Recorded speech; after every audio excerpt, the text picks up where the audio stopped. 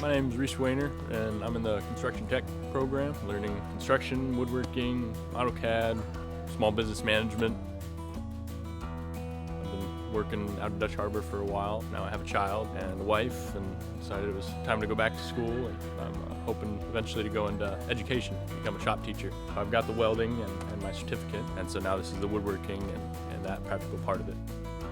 I chose UAS and I chose this program because I'm a lifelong Alaskan, and I saw that there was a huge need for people in the practical fields. I was working welding, as I said before, and so this is a great program for continuing that in a different area of study for me. And it gives me time to be home and raise a child as well. So full-time course load and learning good skills, the garage and foundations right now, and we just put on subfloor the other day and some joists, and we're working on raising some walls, so and that'll be all up from there, literally and figuratively.